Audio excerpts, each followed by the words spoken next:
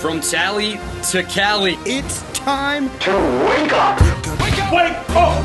Warchant.com is your ultimate Seminole sports source. And this is Wake Up Warchant, presented by Vitamin Energy. The vitamins. The energy. Now here's Warchant.com's Aslan Hajavandi and Corey Clark.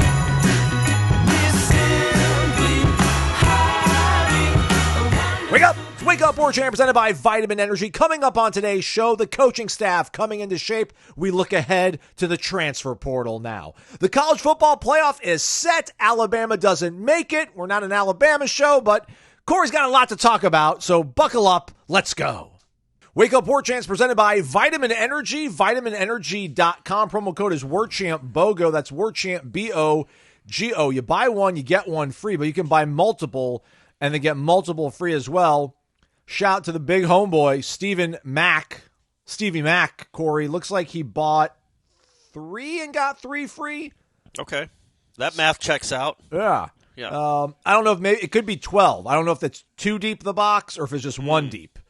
But it also came with an 8-hour energy. Looks like he went with the Sour Apple Workout Plus, which comes highly recommended from us. Yeah, that's a good one. That's probably my favorite one. That's the OG for me, as far as I'm concerned. As well as the Mood Plus, and I think he got the Focus, it looks like, tropical infusion flavor. So enjoy those, or maybe he's giving them away, like turkeys, as Nino Brown would do during Thanksgiving, although it's the Christmas season. Use the promo code WarchantBogo. Again, buy one, get one free, get multiple free, depending on how many you buy. Warchant.com, ultimate Seminole sports source. Come on home, everybody. Fun, exciting time. So much to get to since we last hung out and talked. But first, we check in with Corey Clark. Corey Clark, how are you, friend? I'm good, buddy. I'm good. Thanks for asking. How are you doing? You doing okay? Yeah, I'm well, man. Good little weekend. Lady Stephanie has a new best friend. Yeah, they hit it off. That was great. Yeah. That was great. My lady and your lady.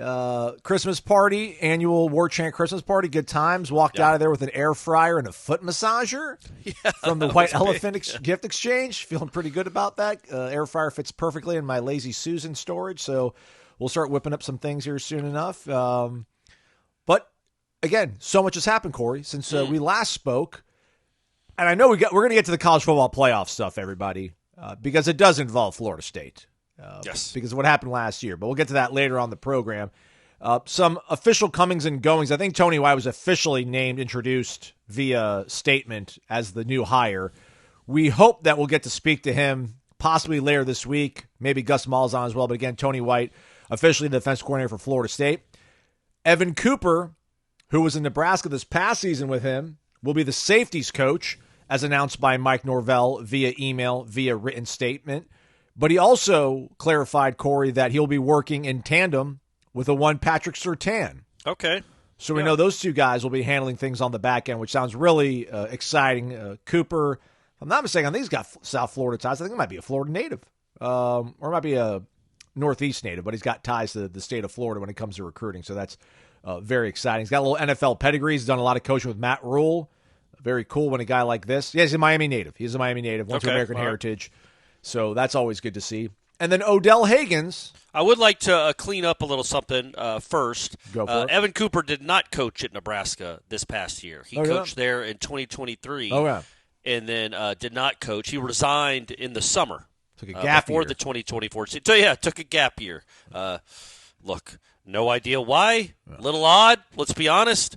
But clearly, Tony White likes him. They've worked together before, and he's been in the NFL. He's been with the Rule, and he is from Miami. So there's a lot of good stuff going on there. Yeah, check out the video that Tom Lang did with Sean Callahan from Husker Illustrated. Gives you some good insight into what Cooper brings to the table. Apparently, a relentless recruiter, excited about that aspect of his job. Again, South Florida tie, South Florida native, so that's really good. Him and Surtain. That's going to be a nice 1-2 punch. And then Odell Haggins is going to remain associate head coach, but apparently in an off-field role, Corey, that maybe like Minister of Culture, maybe kind of like a McConaughey role for us in Tallahassee, but with better coaching chops. Yeah. He's going to be a part of the program at least for another year. I mean, he was on contract for another year anyway, so we'll see how much he likes this role. If he decides to just say, I'm good, I'll go fish. I'll go hunt and fish for the rest of my life. Or if he wants to keep doing this in the future, but at least it's a nice, it's a nice way to keep him on the staff and in the program, even though you clearly either Norvell or Tony White wanted to make some sort of change, is you don't just out and out fire or let go of really the only dynasty member that's left in the program. And when I say dynasty member, like he and Dugans were different in the sense that Dugans came in the mid-'90s when Florida State was already humming. Florida State already had a national championship. And Dugans won another one. So he did a lot of good things at Florida State too. Odell was there for the birth of it, man. Literally 1985 recruit. He was roommates with Dion. Their 87 team is what started it, got him into the Fiesta Bowl, then the Sugar Bowl, then on and on and on. Like Odell he's been there through all of it. He was coached by Mickey, recruited by Mickey. Mickey's first recruiting class, Odell was a part of. So, I think it's really neat that you still have a tie to that era. And I don't know. I'm just speculating. He might do this for the next 15 years, or he might just do it for a year. But it's cool that he's still a part of the staff. Do we ask Evan Cooper what he did last year? Or by we, do I ask the question? Just go ahead and welcome to the party, pal. Yeah. I ask the annoying questions. I mean, yeah, I guess. I don't know what that answer would be. I don't know. It's odd to resign in the middle, but that's like, honestly, isn't that storyline 99 out of 100 when it comes to this program right now in this offseason? As long as he didn't commit a crime, I'm perfectly. I don't really care all that much. It depends what crime. Personally, speaking on this part of the microphone, depends what crime as well. We let some things if he's go stealing over here. somebody's cable or stealing somebody's Netflix password, I don't care about that, right? Yeah. We're good with that. No, I think there are obviously many, many bigger storylines for the Florida State offseason. And I do want to touch on something because it also happened since we last talked. Not only did the two kids that had not signed officially have signed, the running back from Lee County, the really good one. Osman Kroma. Reportedly $450,000 price tag. Whatever. God bless America. Whatever. That is reportedly. That is not official. But, hey, good for him. But also the wide receiver signed, and then they got two more defensive ends on Friday, meaning they now have the number 19 recruiting class. By On 3, I think Rivals and 247 are right there at the same. Come on now, that's pretty crazy. That's very, very well done in late notice. Obviously, Battles Inn stepped up. Norvell and his new coordinator stepped up. And we know what the real party starts literally today. Yes, is when the real important stuff starts. But to be able to finish top 19, top 20, you finished higher than Clemson.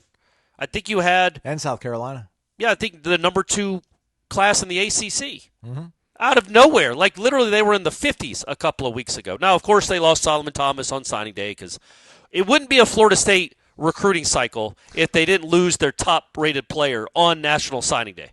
That is a annual tradition, unlike any other. But other than that, I thought that was a really, really good ending to the class with some guys that Kevin Wynn is obviously the big one, but then I think this running back is probably in their plans to play and play a lot. There's nobody on this roster that you're thinking, okay, he's absolutely blocking him from getting on the field. So there is a chance he is your starter from day one. But either way, not bad considering where they were. Actually, not bad is an understatement. Really good considering where they were a week ago. That does not mean that Florida State fans should be okay with just a 19th class every year, but top 20 with the adversity that they had to overcome and all the overhauling they had to do and the 2-10 season. That's a really nice close and finish. Yeah, 20 commits. The defensive players that Corey mentioned, Jesse Harold, an edge rusher out of Gaither High School down there in Tampa, who I think was committed to LSU for a long bit before decommitting last month. And then Tylen Lee, who was committed to Ole Miss from Milton, from the Panhandle, 6'5.5", 261. I like that build. Also, think about the last 3 commitments they got, or signees they got. One was committed to Georgia, one was committed to LSU, and one was committed to Ole Miss. And then Tayshawn Gelsey, if you want to count him, the receiver-tight end combo guy from Jacksonville, was a Gator commit. They're crushing the SEC, gang. Yeah. They're crushing the SEC. Now, obviously, Georgia probably still did all right. I haven't checked the rankings. I'm going to assume the Bulldogs and LSU still finished pretty high in the recruiting rankings. But, yeah, man, the Florida State brand is enough that you can still, we all know what stealing means these days and what might go into it. But still, you were able to convince, however you did, for 4 former SEC commits, and guys they really wanted now, well, at least with the running back and the wide receiver that tight end / kid that Florida had, that come to Tallahassee. So I think that bodes well again as you get a full staff in place. What they can do on the recruiting trail, which is a big reason why they like this safeties coach, as you were mentioning, but then also what they can do on the portal trail, which is much more important and starts in earnest legitimately today. Also, tip of the cap to Javen Boggs. He's from Cocoa, which we have clarified. Cocoa is inland from Cocoa Beach. He's not from Cocoa Beach. He's from Cocoa. And in the, state semis, some playoff game there. Yeah, state semifinal game. Breaks Florida's single-game receiving yards record.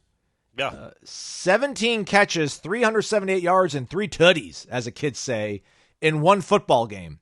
A playoff football game. Yeah. So I don't bad. care. Don't care his speed. Who knows? Maybe he doesn't even catch 17 passes in a year here. I'll take a chance, quote unquote, on a kid like that. That's crazy from a great program like that to be that productive and in a playoff game, no less. So maybe some of these less heralded guys might actually end up panning out too. So lots to feel good about. Only 20 recruits, if you will, but a lot to feel good about throughout that class. Of course. Well, and if they had signed, if you look at the average star ranking of the at least on the On3, they're bordering on top 15 with that. Yeah, they had 20 commits. It's like 11 3-stars, 9 4-stars. It's a pretty high percentage of 4-stars, which puts them near the top 15 in the country. With that, it's just you know how those points work. We've been talking about it for 20 years. You get so many points per kid, so the teams that have 27 commits are going to have a higher score. If the numbers with 3 and 4 stars are similar, they're going to have a higher score just because they have more commits. But when you're looking at average star ranking, it ain't bad. It's I think it's even a little better than top 19. Which, again, that's good. It's what you're looking for. Just want to clean some stuff up. They're actually 21st in average star ranking. No way. Yeah. That can't be right. Yeah. 88.97. So that can't be right. Then how are they – now, we should be doing this on the air, but then how are they 19th overall but 21st in average star ranking? Oh, because they only have 20. Right, but it's just the average of the star rankings. It's not how many you have. It's the average of the star rankings. That's what I'm saying. I know, but in terms of like their overall rank, though, overall rank isn't based on your average star rank. It's just based on just your total haul. I see. So, but hey, again, lots to feel good about. Lots of good players. I'll figure out whether it's Ousmane or Osmane. But shout out to our guy Croma from Lee County. I think he had a big game over the weekend as well in his state title run. So, lots of good things to see. All right, portal has opened up here on Monday. Here are some of the departures that we know about as we come to you folks on your show here.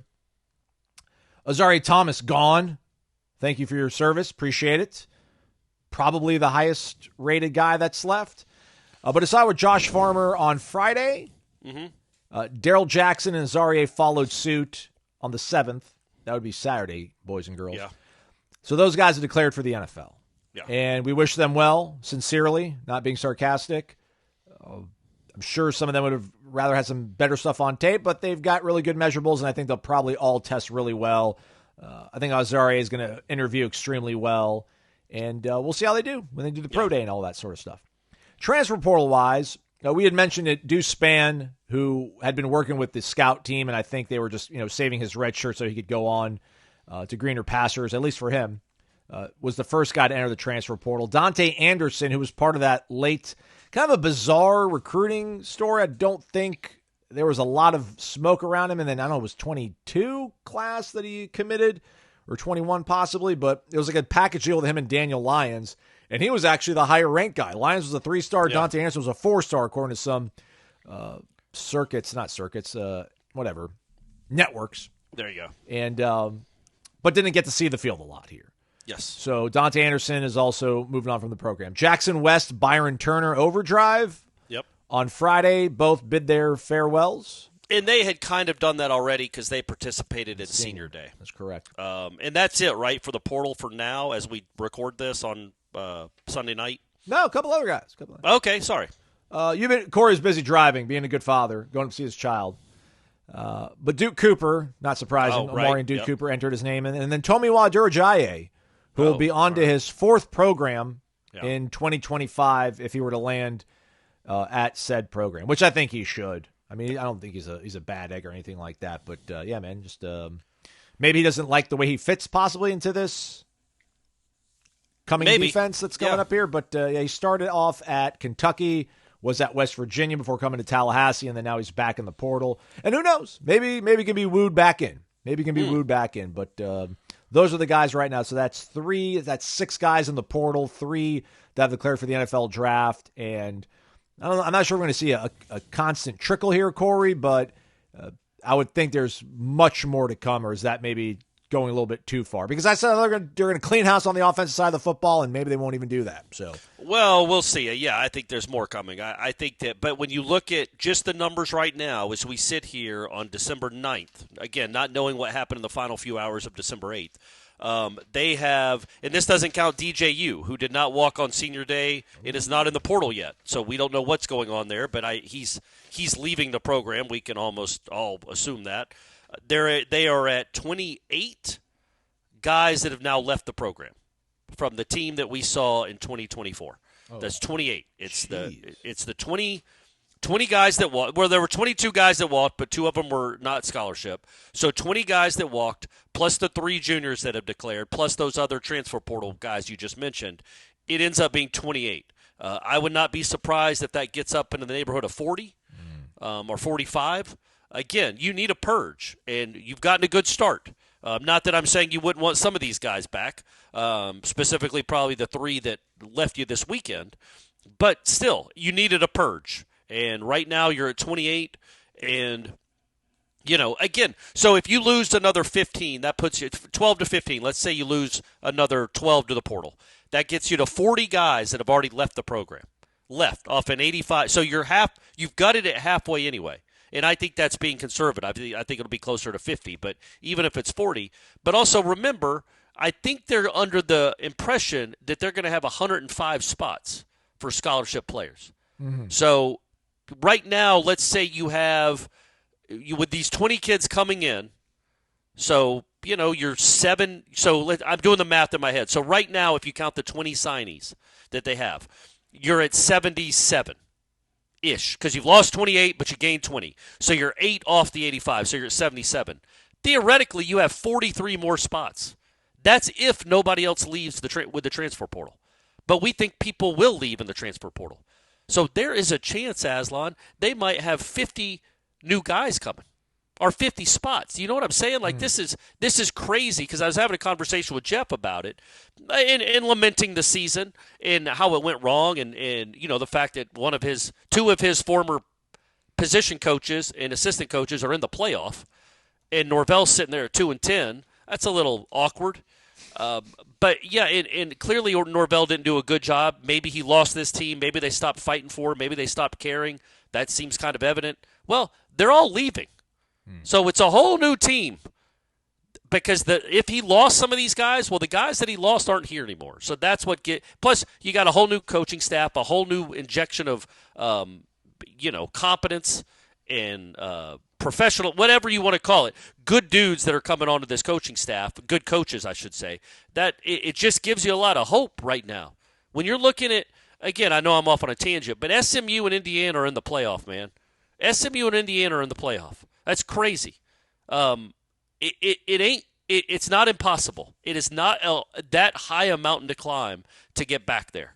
And you have a ton of playing time to offer, really good coaches, you think, to kind of entice players, some money to pay players, and a lot of open spots. And nowhere to go but up.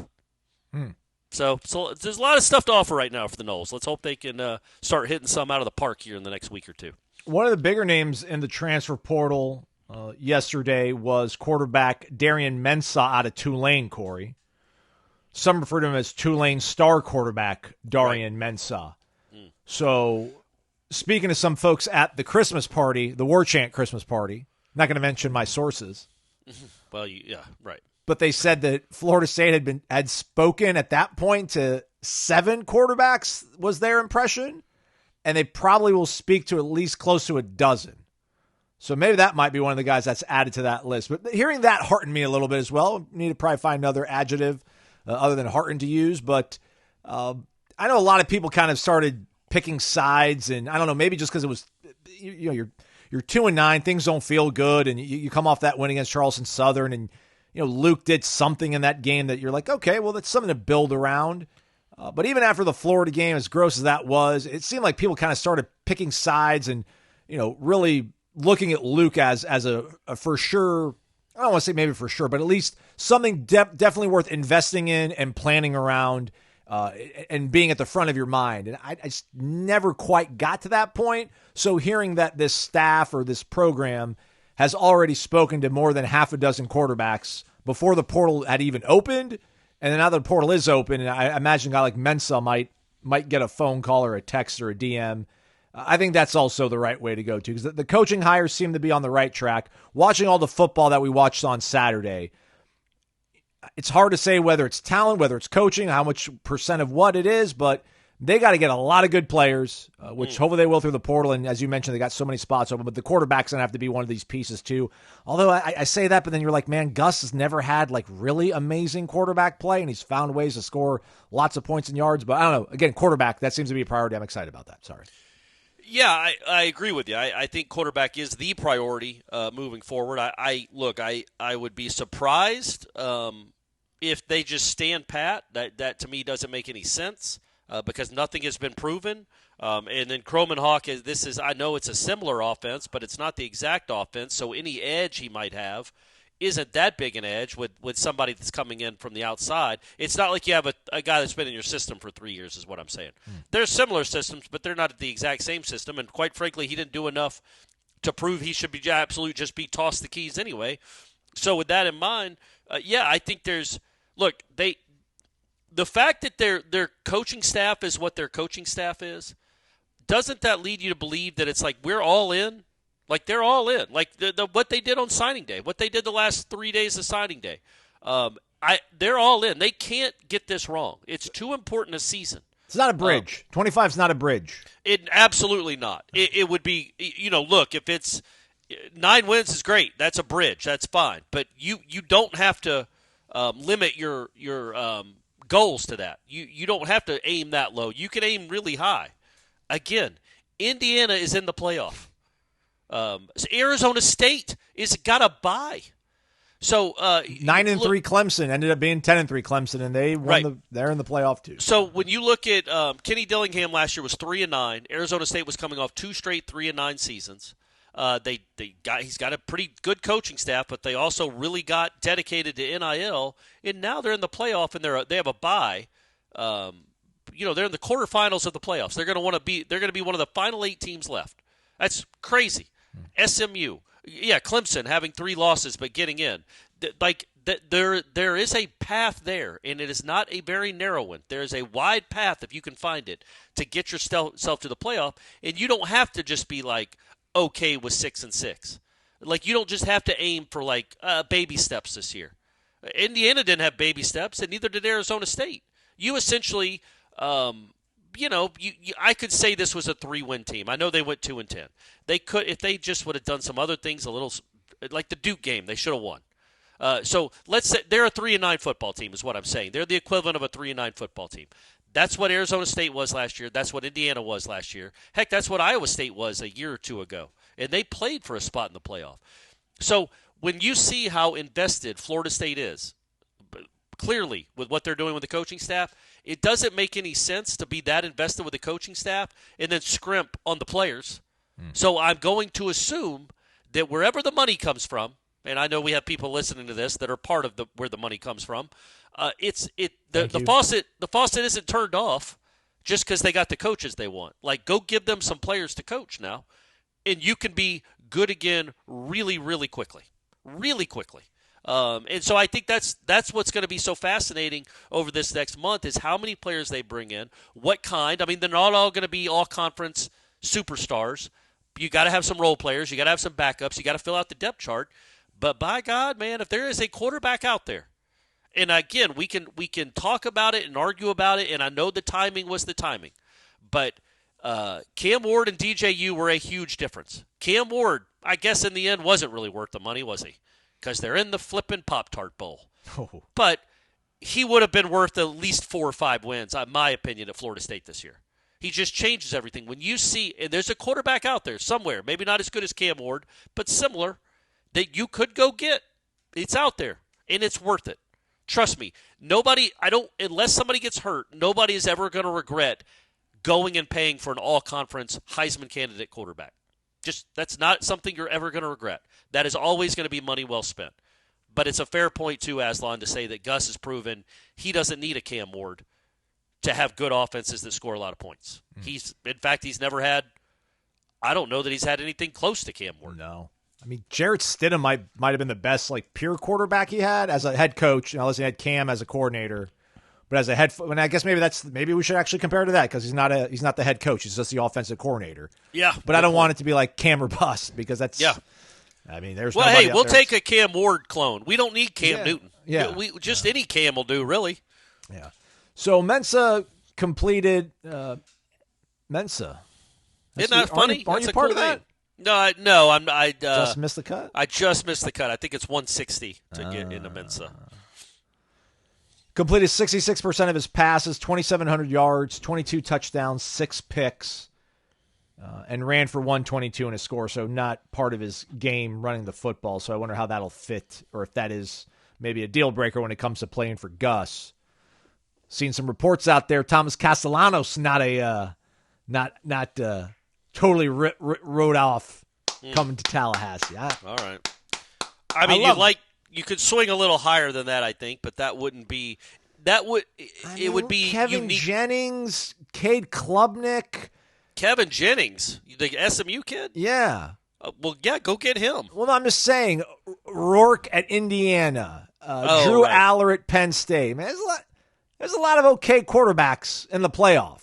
Carson Beck, quite frankly. Yeah. Quinn Ewers. Yeah.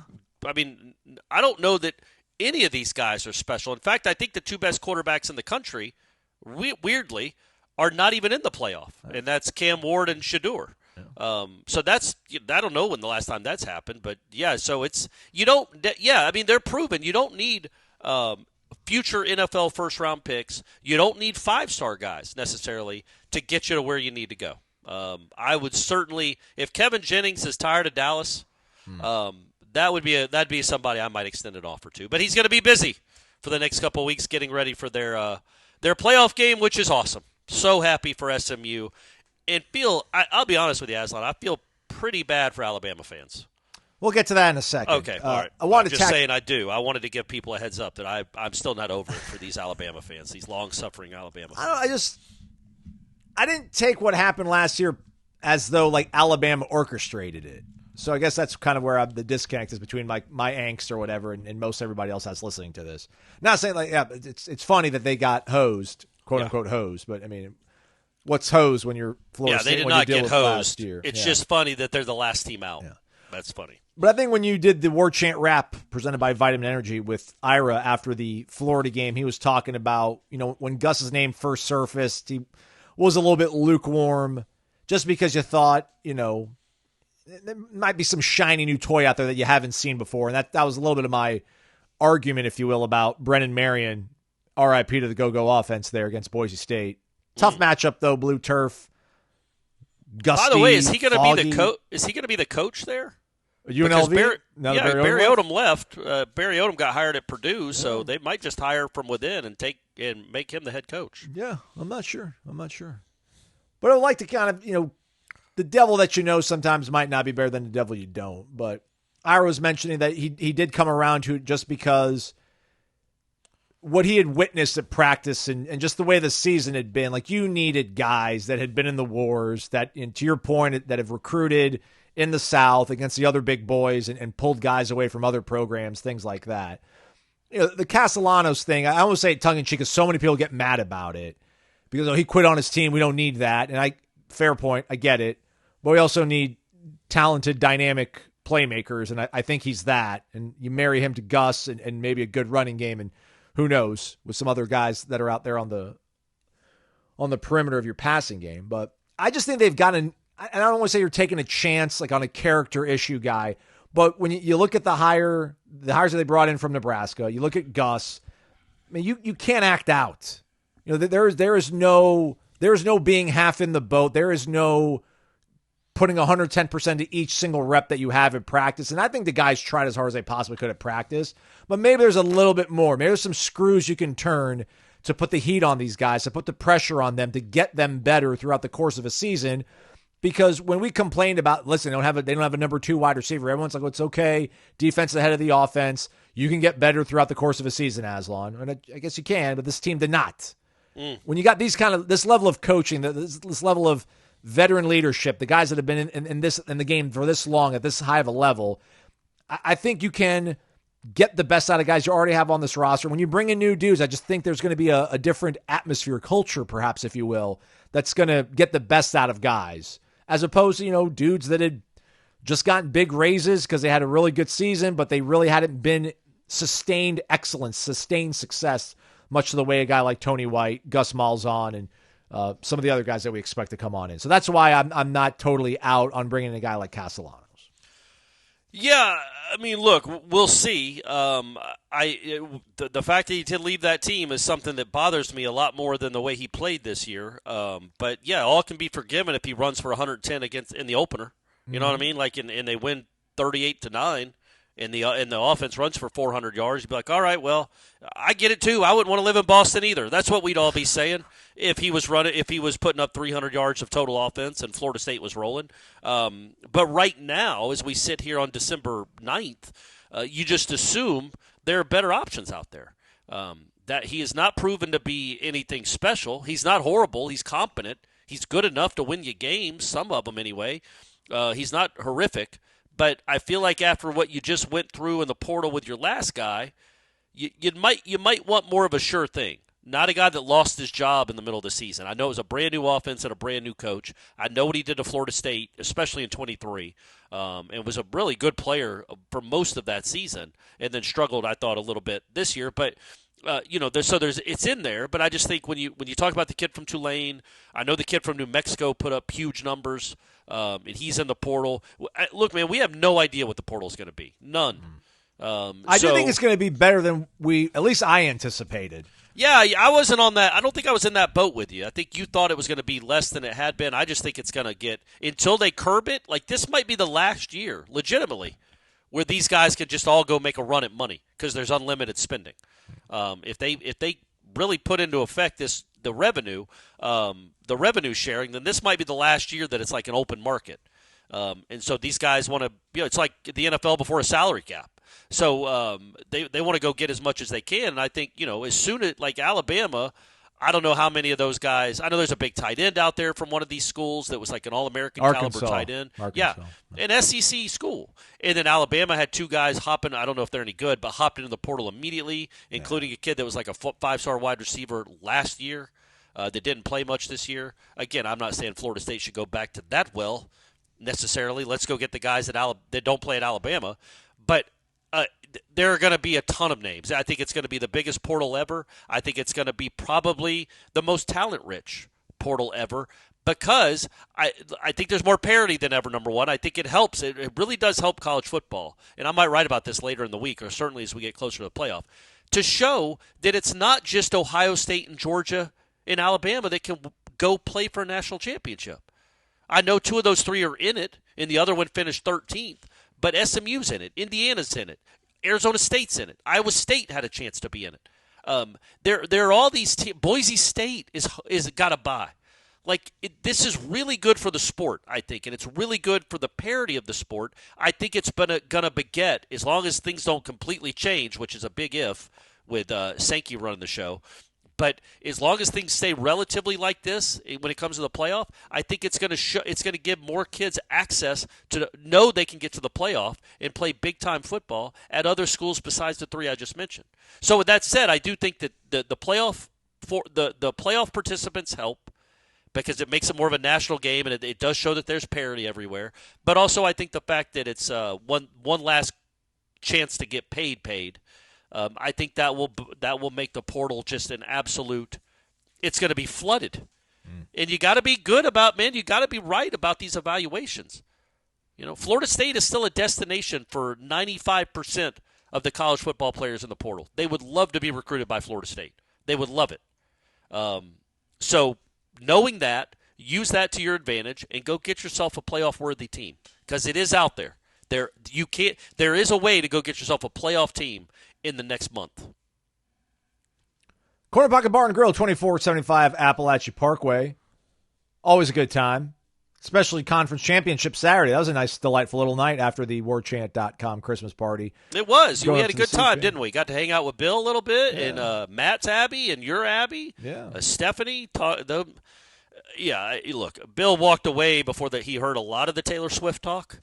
But it was rampant, and it was a little bit out of control. But that's fine. I'm glad that they have people, especially Stephanie, has somebody that she can talk to about it instead of me. Yeah.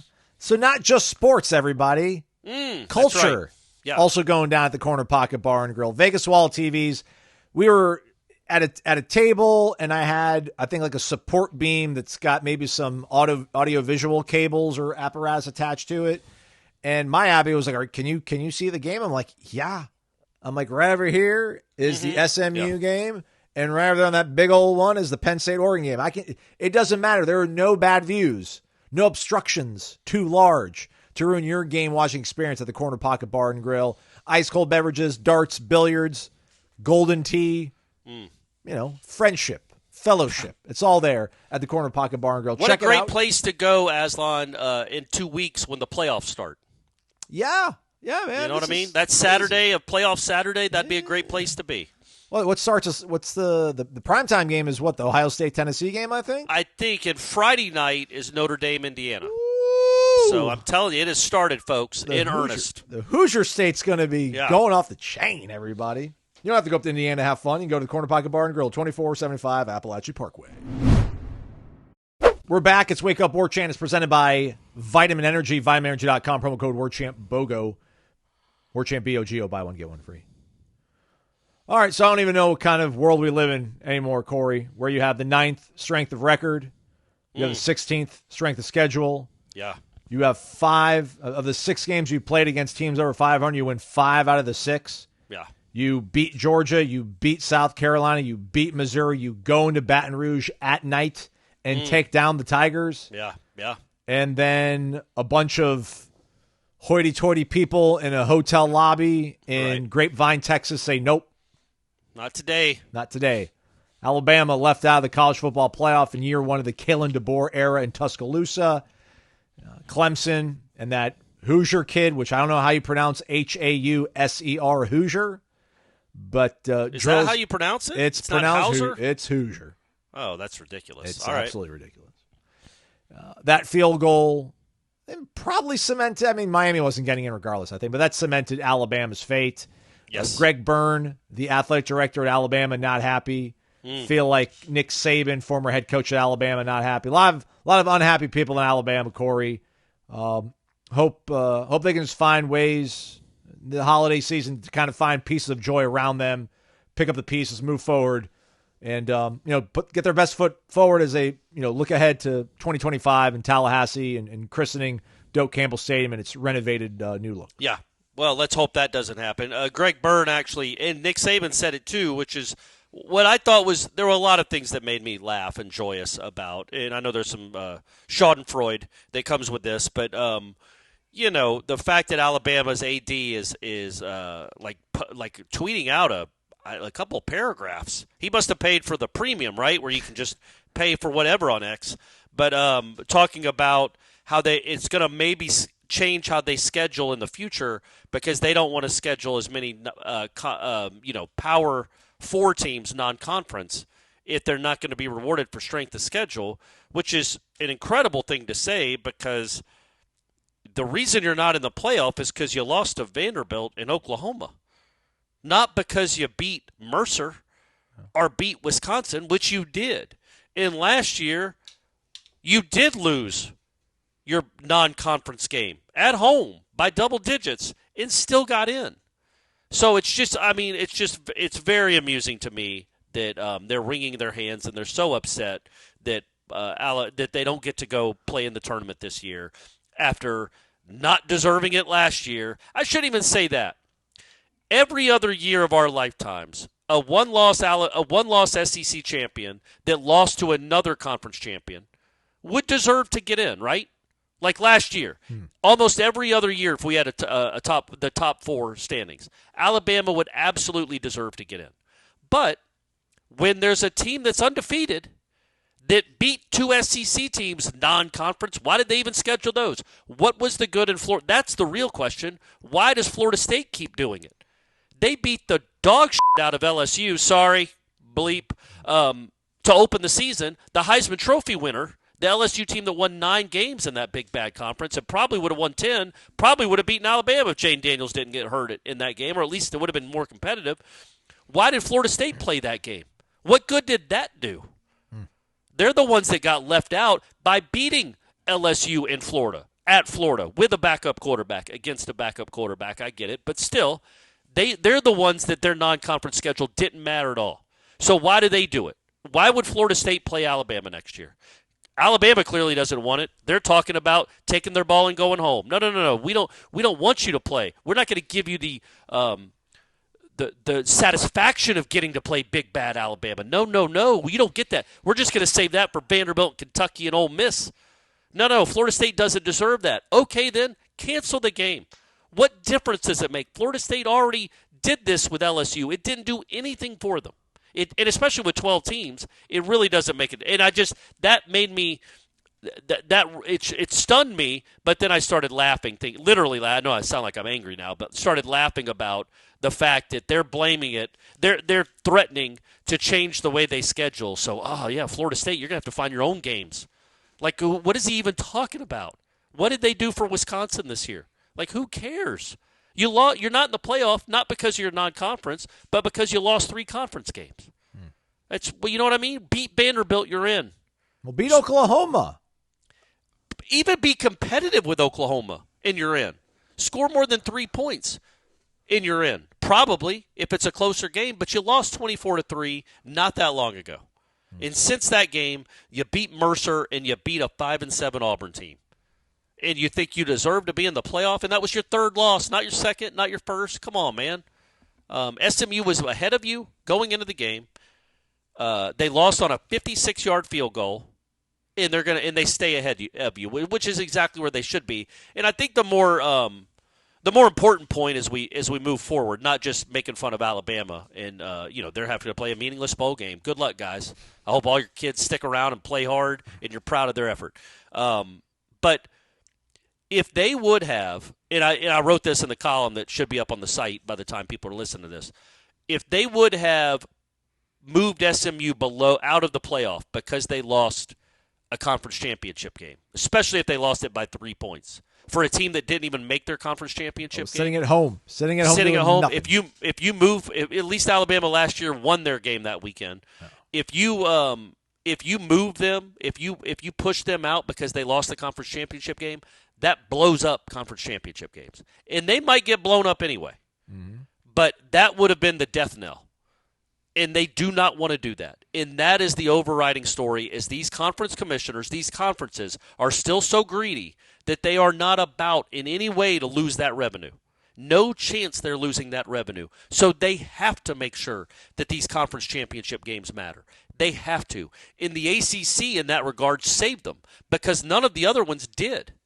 I mean, they did in the sense that, like, Iowa State and Arizona State, one of them was getting in and the other one wasn't. But the Big Ten in the SEC didn't matter. Both those teams were comfortably in either way. Yep. So the ACC actually added drama because it really that conference championship game did matter, and they want them to continue to matter. And I don't know if you just penalize somebody for losing, an 11-1 team for losing that game, then you could just say goodbye to conference championship games altogether. And while I think that's probably not a bad decision moving forward, it's clearly not the one these conferences want to do because they're greedy and it's too much money to lose. So, great. This is the rules. You want people to care about conference championship games? You can't penalize teams for making them. Just like if Georgia had lost to Texas, they're still in. Even with a backup quarterback, they still would have been in. Would have been 3 losses? Yeah, but again, they were 10-2 for the regular season. You can't penalize them for losing to a good team close, and that they weren't going to fall that far. So these conference championship games, they desperately want them to continue to matter. And look, man, it's so hard to feel sorry for SEC teams, man. It's like you were working. I get it. You play in a tougher league. It's hard to win in the SEC, but that's what the money's for. You know, that's why you get all the money. Tell him Don Draper. That's what the money's for. Don't complain about how hard a schedule it is when y'all get to the most money of anybody in the country. Of course you're going to have a hard schedule, man. All y'all do is tell us how unbelievably tough your conference is every year. You pay millions upon millions. You pay millions more than all the other schools, except for the Big Ten, obviously. I'm talking about Big 12 and ACC specifically. We'll throw Boise State in there too. The other schools, you get tens of millions of dollars more every year. You are building a huge revenue gap, and you spend it accordingly. Don't then get upset when you lose games and you get kept out because of it. Otherwise, why play the games? Like, winning matters. And, Ole Miss, you lost at home at Kentucky. You don't do that, you're in. You lost to the Gators after a bye. Right. It's over. Lane, it's over, man. Like, no, I love Lane, but it's, yeah. People keep talking about Kentucky. The Florida game is the horrific, unforgivable sin. But I think, man, that was Kentucky's only conference win of the year, though. Like, if you just take care of business there, even if you lose to Florida, you're in. And I think everybody'd be okay, you're in. Like, nobody has any problem with 2-loss SEC teams being in. Nobody has a problem with Texas being in, even though Texas beat nobody. Really. No. Nobody of consequence. They're in, and they're in easily. They're hosting Clemson. But, but that's their pluses and minuses, man. You get paid a ton of money. You have great fan bases. You get the best rosters because you can afford to pay them. You get all the best secondary sports, too, now. Those are the pluses. The minuses are not everyone in the conference can go. That's not how this sport works, man. So, sorry, this is the trade-off. You want to coach in the SEC. You want to play big boy football, quote unquote. That's awesome. Understand, if you don't finish in the top 3 or 4, you don't get to play for a conference champ. You don't get to play for a national championship. And yeah, maybe you can beat SMU. Probably you'd be favored. I know you'd be favored to beat SMU. You were favored by 18 to beat Vanderbilt. You were favored against Oklahoma. Just because you're favored doesn't mean you're going to win the game. But also, yeah, sorry. The SMU has a fraction of the payroll. Maybe that's not true. SMU's a rich school. But you know what I'm saying. Indiana, let's say Indiana, has a fraction of the coaching salaries and payroll and resources that Alabama does. So, yes, would Alabama have done very well with Indiana's schedule? Of course. But you know what? This is the trade-off. And Indiana obviously is in a Big 2 conference as well. They got really lucky with their schedule. I get it. But I just hate this the way they compare their conferences. They're not equal. You still got the Big 10 and the SEC got 7 of the 12. Next year, I promise you, Sankey and who's our man in the Big 10? Tony Petitti. They are going to come up with an amendum to the playoffs that they get at least 4 teams in each. Okay? Great. But you only get 4 in. Because otherwise, go play by yourselves. Because that's not how the sport's supposed to work. But when you finish 5th or 6th in your league, sorry, man. Like, look, the Braves would have won every other professional baseball league on earth this year. Are they whining because they had to play in the major league? You don't respect our schedule. We would have beaten the Tokyo Giants. Why don't you know what I'm saying? Like, it's like they're almost the benefit of playing in the major leagues is you get to play in the major leagues. You get all the money, you get all the resources. But guess what? The competition's harder, and it's harder to go win. The Braves could go win not the Grapefruit League, that's a spring training league. The Pioneer League, they would crush it. They wouldn't make any money, and nobody would care. So just I hate the qualifications that came today, because it's like they don't understand the benefits so much outweigh the negatives when it comes to playing in the SEC. All the media attention, all the money. But yeah, it's harder to win. Sorry, man. Sorry. It's not impossible to win there. It's harder to win. Oh well. Big deal. Kenny Dillingham's in the playoff. Kalen DeBoer ain't. I feel like life's pretty good. By the way, literally every SEC team in the playoff has 2 losses, so they all. And they wanted 3 other ones with 3. Yeah. So that's what I'm saying. At what point do you guys just realize? And why's not A&M? Why didn't Texas A&M get a chance, or LSU? Like, why not make it 9? You know, it's. I remember when I was at a Florida State softball practice. This was the year they won the national championship thing. I was just there. I took Brady to kind of go watch them hit, and Lonnie let us sit there and watch them hit, which was really cool. Like, he got to see Jesse Warren hit batting practice, which was just nuts to see in person. But one of their coaches was joking about how he either read on a message board or heard another coach say that winning the SEC softball tournament is harder than winning the national softball tournament. And it's like, you could see the thought there, I guess, because you don't get the first round ease of like getting to play a Wagner or something. But come on, man, like that kind of mindset is what it feels like these SEC teams want. It's like, why don't you just play your own SEC football tournament, and y'all can call yourselves the national champion, and the rest of us will be over here not doing that. The Big Ten, maybe it's because the Big Ten got 4 teams in, and they weren't all that upset with their seedings. But it's like the SEC. But trust me, they only got the Big Ten got more than the SEC, and their big dog got left out for little old SMU. Trust me, folks, Sankey is going to be coming with some changes, and they're going to be very, very quick. Seething. He's going to bring changes to the format very, very quickly. Very quickly. The first one being the SEC is guaranteed 4. I promise you that's coming, and it's probably coming next year. I think that's or maybe 2 years later, 2 years from now, when the new playoff format is the new playoff deal is struck. But they are going to absolute ask for 4. They might ask for 5. You know, that might be what he tries, or 6. I don't know. But he is not going to take this lying down. He thinks he runs the sport. He's been allowed to run the sport. And you could add an I in that verb. But that he thinks he runs the sport. I think he's ruined the sport, or is trying to. But, yeah, that's what's going to happen. He is not going to be okay with Alabama being left out.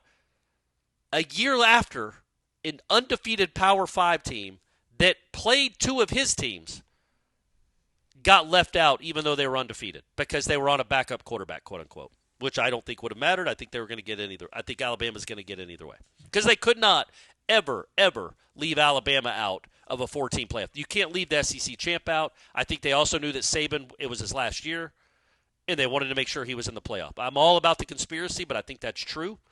And little old Florida State, which is so stupid to say because they're one of the big boys in the sport, got left out even though they were undefeated. So nobody cares about Alabama being left out. Any appetite for the comparisons between Georgia having a backup quarterback and Florida State having the backup quarterback, and the way Gunnar Stockton, is that his name? Yeah. The way he was kind of graded versus the way – because I saw – Reese Davis, which I think most people like Reese Davis that watch college football, but I could be speaking, for too many, making too much of an assumption. But he said on the post-poll whatever show, that's like, for the people talking about Florida State last year, and you guys, have a lot to be angry about last year, that was definitely a tough pill to swallow. He said that. He said that? Yeah. Okay, yeah. Good for you, Reese. He said that. What's his name again? Gunnar Stockton? He said Gunnar Stockton, actually led his team to a touchdown drive against probably the best defense in the conference. He's like, Florida State, your quarterback really wasn't able to do that in the game that we saw from them. So don't make that argument, everybody. And then they signed off. Like, that was the last thing he said on the show. And now I get it. Georgia won the conference, so they get an automatic, auto bid or whatever. So I guess they can't get it removed. But any appetite to talk about that? Somebody said that apparently Herbie was praising the gutty play of Stockton, whereas last year he was not nearly as. I don't know. I was at the game. I didn't. The audio wasn't on full blast at. Actually, we were at the Christmas party watching the game, so we didn't have the audio on. We were listening to the basketball game, so I didn't get to hear what Herbie said about the kid. I don't know what Herbie said about Brock during the game, but I do remember that was like the least amount of yards in the first half of an ACC championship game ever. Yeah, I just think the difference there is not a real appetite because Georgia won the game. Now, if Georgia would have lost that game and there's questions and Beck is out for the year, I would have some serious things to say about it. Because the interception that Stockton threw at the end of the game was one of the worst interceptions in SEC championship game history, maybe the worst. And if my man for Texas instead of turning around to tell his guy to go to the end zone and pointing, would have looked for someone to block. It's an 80-yard game-winning pick six. But instead he got tackled, they went down and kicked a field goal, and then lost in overtime. I think that the thing that bothers me about this is there's so much context lost in that, yes, you're right. Brock Glenn wasn't any good against Louisville. Brock Glenn could not move the ball. Florida State could not move the ball through the air against Louisville. Brock Glenn was not going to play in the playoffs. Brock Glenn was the backup to Rodemaker. Rodemaker was out with a concussion. He could not play in that game. If Rodemaker had played against Louisville and they would have only won 16-6 and thrown for 80 yards, I still would have thought it was the stupidest decision on earth. But that argument, that counter about Gunnar Stockton playing well and Rodemaker not playing well would make more sense. But Rodemaker didn't play in the game. So what if Rodemaker plays and they win 30-6 and he throws for 220 and a touchdown? Like, you're telling me you think they're in then? I don't understand how you can say we're not going to put him in because the quarterback play isn't any good, knowing that's not who the quarterback is going to be. But anyway, that was a year ago, folks. It's the 1-year anniversary. Aren't you glad we're reliving it and relitigating it? But yeah, no, I think they're different. I think Georgia would have been in, but there absolutely would have been a snarky tweet from yours truly if Georgia would have lost that game for their third loss. And remember, they needed 8 overtimes to beat a lowly ACC team the week before with Carson Beck. Now he's out. They lose. That kid threw a horrible interception. You wonder if they're going to be able to move the ball. Don't waste a spot on a backup quarterback. But yeah, that didn't happen. The comparison to, if they're comparing Gunnar Stockton to how Rodemaker looked against Florida, fine. But that's not the reality. Rodemaker didn't play in the conference championship game, so that comparison bothers me a little bit. Mando, smell good, feel good. Created by a doctor, clinically proven to control your musk without aluminum, without baking soda, without dyes. So our shirts remain unbesmirched by glittery residue while keeping us smelling pleasant for up to 3 whole days. Numerous scents, numerous formats. Use the spray for the cleanest application, a stick for that classic feel, or the lotion like cream. Tip, if you're not a big cologne guy like me, try applying some of the cream around your neckline a little bit. Smells splendid without that overpowering punch of bouquets of whatever. Get 40% off the starter pack at shopmando.com by using the promo code WARCHANT. Alternatively, promo code WARCHANT saves you $5 at shopmando.com. We're heading into a new season, everybody. It's winter time. Change up your scent at shopmando.com. We're back. Wake Up Warchant, Vitamin Energy. We love them. Go to the website, vitaminenergy.com. Use the promo code warchantbogo. You're welcome. Buy one, get one free. Kirk Herbstreit has a child named Chase. He plays quarterback. He just committed to a school. Corey, you want to guess which one? Who has a son? Kirk Herbstreit. Oh, Ohio. Michigan. Florida State. Oh, get out of here. Really? Michigan. Okay. Chase Herbstreit commits to Michigan. Right. Basketball. Oh, okay. I was going to say, is he any good? Is he? Let's see what we have him as. We got him as an on-3. Or we got him as a 3-star over on 3. Nobody else seems to have a ranking next to his name yet. All right. Well, he must be. I mean, Michigan's a good basketball program, so he must be able to play a little bit. No, it is basketball. I'm football. I meant to say basketball as in pivoting to basketball. Okay. Sorry, my fault. Done with that segment. That's crazy that Herbstreit's going to play at Michigan. But also, it's not that crazy. We all know he went there, but it's not like he's one of the he's not their Drew Jameis Henson. Winston. Yeah, he's not their best player. He's not Joe Burrow. They had Joe Burrow, by the way. Imagine that. Imagine being an Ohio State fan. You had Joe Burrow. He's not Craig Krenzel. Right, yeah, he didn't lead them to a national championship. In fact, I think when he won his games, they would only he had very Brock Glenn performances when he won his games for Ohio State. So so he's not. I know he's at Ohio State. Everybody knows him as an Ohio State guy, but I think it's more for his broadcasting career than anything he did at Ohio State. Yeah. Basketball. Yeah. 7th straight conference opening loss for Florida State. That's crazy. Even worse, they're, what is it, best in the history of Division I basketball? Yeah. NCAA record overtime streak, yeah. It's over. Yeah. It's ended. I guess these are the things that we have to give up. We have to sacrifice these things for football. That's what I tell myself. They hung tough in a tough environment against NC State on Saturday night, but yeah, Leonard and the boys. Malik Ewan fouling out didn't help matters at all. Yeah, 23 and 9 as he fouled out. Yeah, he was the best player on the floor. Yeah, so that's for the second game in a row, he was the best player on the floor. So I don't know. Maybe we can feel a little bit good about that. Yeah, but you need to win those games. If your goal is to get to the tournament, which it should be, you need to win those games that are there to win. And I thought both these last two road games, it's always hard to win on the road. I get it. But you had a chance, especially you were up 6 with, I think, 3 or 4 minutes to go, and you were up 66-60, maybe with 4 minutes to go, and then they went on a 10-2 run. A couple of I will say this: I don't give them I don't make a ton of excuses for the basketball team when they lose games anymore. But I mean, some of the threes that NC State hit were just ridiculous. They were really well guarded. They just made big time shots. They were tough shots and they made big shots. But NC State made 8 threes. They were 8 of 23, which isn't a great percentage, but they made 8. Florida State made 3. That's a 15-point difference, and that's why they lost. Everything else looks about normal.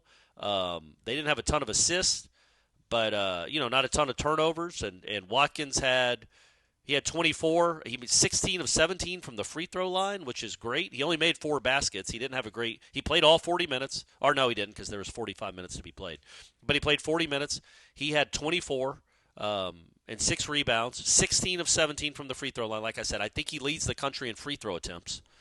Which at least high major basketball in free throw attempts. And then Ewan, had 23 and 9, had 11 field goals. And it's like, man, that's awesome. That's his first ACC road game. And he's out there killing folks. I think he had 17 in the second half. But he fouled out a ticky-tack foul on an and one. I think it was an and one.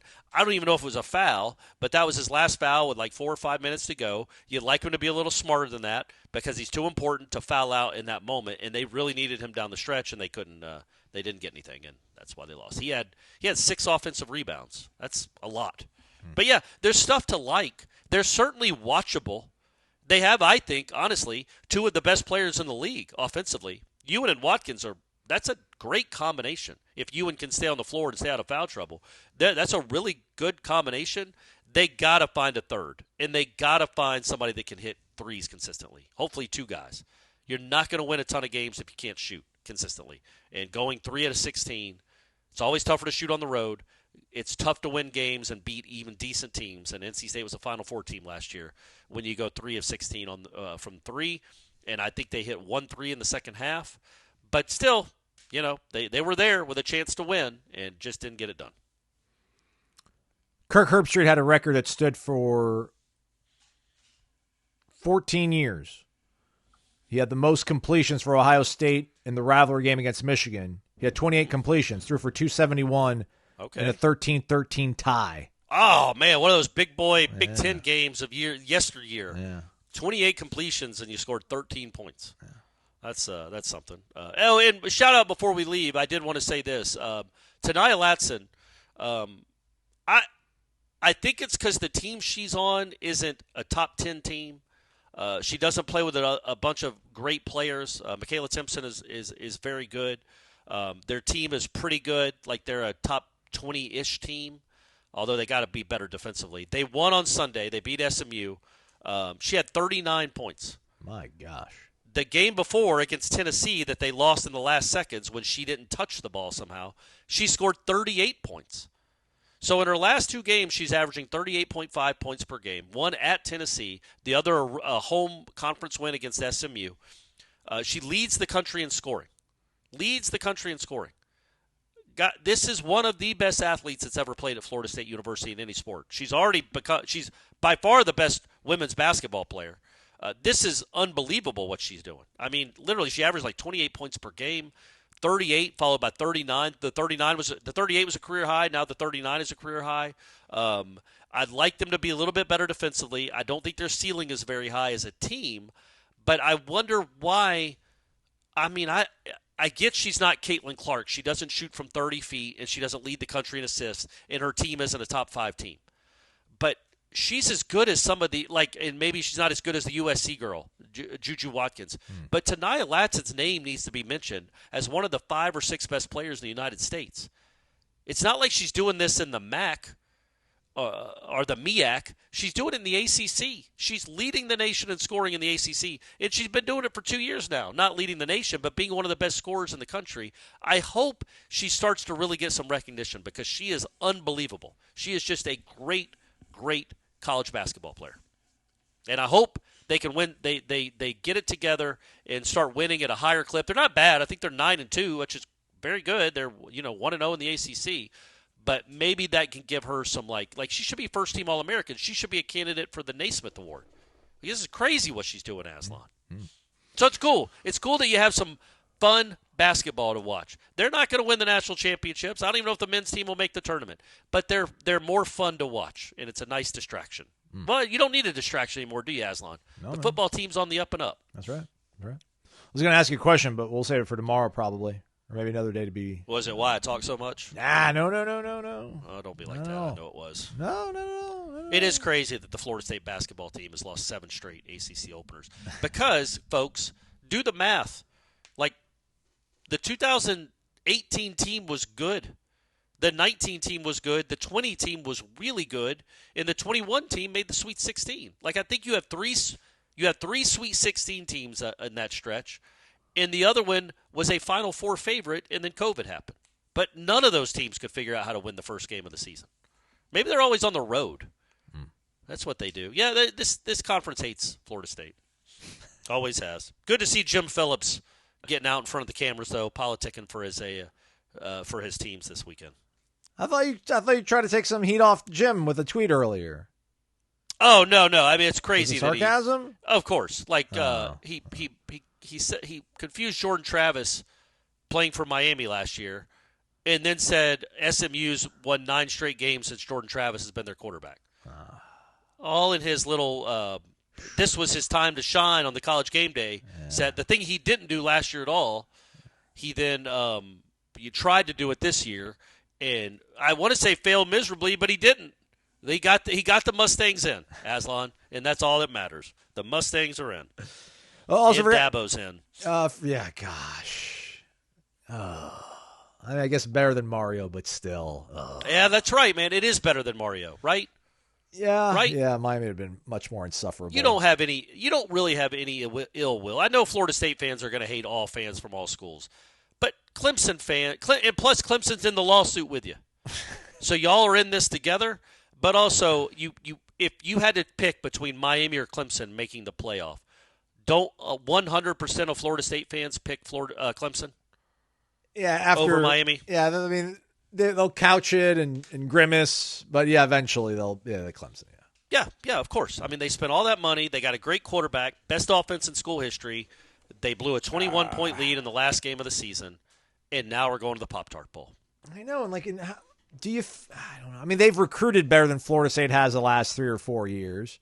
But if they don't get another great quarterback and if they don't fix that defense, then what's to feel really good about? They don't even get to hang up a banner, Aslan. Nope. The Florida State team last year got a banner because I don't know if you remember this. They won the conference championship. Yeah, they went 13-0, but in the regular season. So the Miami team doesn't even get to say they got to the conference championship game. Nope. And then SMU in their first year made it. So it's fun. It's fun. Again, Sean Freud. I'm sure this all come back to bite us. But, it's comical that Miami, as good a season as they were having, as good as Cam Ward is, that they did not even make the 12-team playoff or even the 2-team conference championship game. I really hope if they ever do win the conference, I hope it is like all Canes conference, but they make the T-shirt look like it was manufactured in 2005. That's what Jim Phillips hands them? Yeah. Yeah, something that's been sitting in a box for 20 Yeah. years. Yeah, that would be funny. It's got dust on it. Yeah, that's funny. Good job. Hey, good job, Aslan. Good job out of you. Last thing on the way out, Gabe Fertitta, who took over coaching the offensive line after Alex Atkins was dismissed midseason, getting the job over at Nicholls State as I think they're OC maybe. Yeah. So good for him. More coaching hires to come? ... Question mark. Well, they got to, right? Yeah. But you can't just coach with 5 guys. So Yeah, they gotta hire some more. They gotta have a wide receivers coach here soon. Yeah. Got to get an O-line coach named at some point. Yeah. Probably a linebackers coach, I would assume. There's a lot of holes to still figure out. And like you were about to say, the portal starts today. Mm-hmm. Now, that doesn't mean there's going to be 8 guys committing to Florida State today. Yeah. But over the course of this week, expect to start hearing about visits and then to hear about commitments coming as more and more people jump feet first into the portal. How about that? Mike Gundy just hired Todd Grantham to be his defensive coordinator. After taking a not a buyout, but a reduced contract. Yeah. Hey, I'm just throwing this out there, Mike Norvell. I'm just throwing this out there. Like, think of all the goodwill you would do with your Florida State fan base. Oh, my gosh. If you said, you know what, I'm giving half of my money back for this year coming up. Because I didn't earn it, I let you guys down. Oh, man. I want my $5 million, my other $5 million. Now, look, obviously me and my family are going to have to probably sell a car. Probably going to have to get different lawn care, maybe get a different house. We're not going to be able to afford the way we live anymore. Can only do a week in Tahiti, not 10 days. Right, man. We all going to have to make sacrifices. Yeah. Tighten the purse strings a little bit. But if he gave $5 million to Battle's End, man, he would instantly become maybe not revered again, but people would be much more inclined to smile and wave at him if they saw him out in public. I won't ask him a question until the Miami game next year if he does that. Silence. Oh, You'll get silence. You'll get silence from me, Mike Norvell. That would be – he might – somebody needs to get this Think about Norvell. it. Think about it, Mike. That's Think about true. it.